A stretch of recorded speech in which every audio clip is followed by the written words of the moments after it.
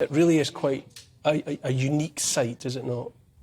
It's remarkable. I should stop myself commentating there, because now we have the arrival of the Queen's grandchildren to mount this very special vigil.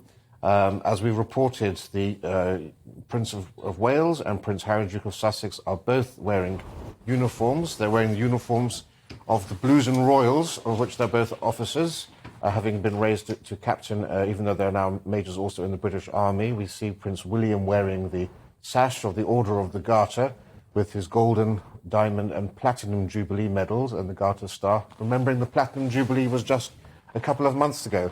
And behind him, Prince Harry wearing the neck badge as a Knight Commander of the Royal Victorian Order, an honour given to him in the Queen's personal gift for his services to his beloved grandmother.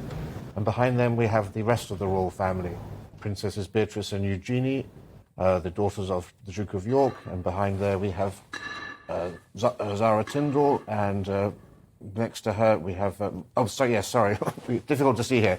Behind Princess Beatrice and Eugenie we have Lady Louise Windsor and James Viscount Severn, the children of the Earl of Wessex, and then Zara Tindall and Peter Phillips, the children of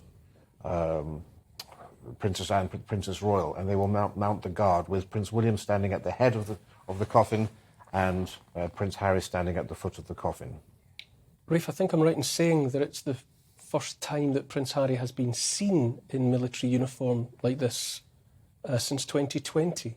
Yes, an important moment. We know that for the rest of the events surrounding the state funeral, the non-working royals, i.e. the Duke of York and Prince Harry, will not be wearing uniform, but special dispensation was given for these important vigils starting yesterday, with the Duke of York wearing his uniform as a Vice Admiral of the Fleet, and now today, of course, Prince Harry in his uniform.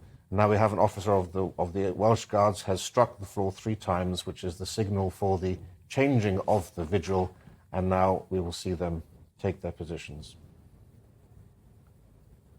On Friday evening, the Queen's children, including the King, stood guard for around 10 minutes, quarter of an hour. Is it traditional to see children and grandchildren of the monarch taking part in vigils in this way? In terms of the grandchildren, this is a special moment. It's only the 3rd time that we've had this sort of a vigil take place in Westminster Hall. First time was for King George V. On his death, he had 4 sons. One became Edward VIII, who then abdicated.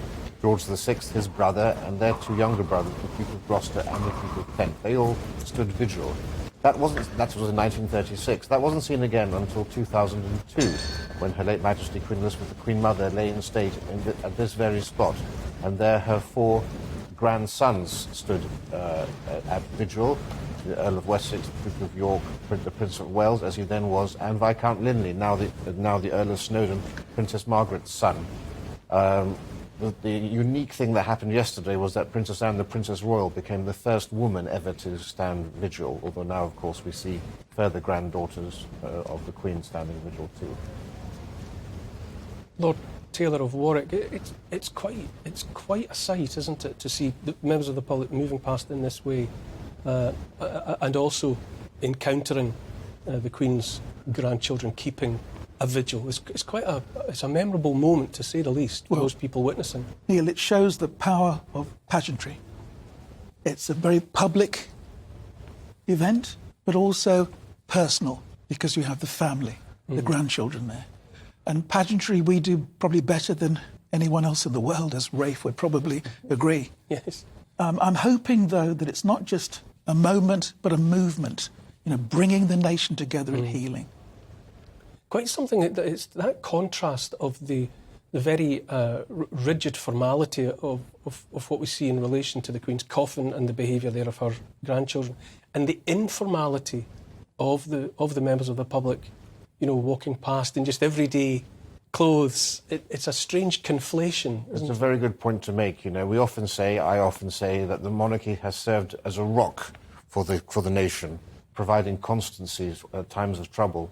And if it is a rock, you almost have the visual representation of the rock here, with a river of history, a river of loyal subjects swirling around that rock, paying their respects. Well, it's in the book of Proverbs that says, I think it's Proverbs 29, that the king provides stability.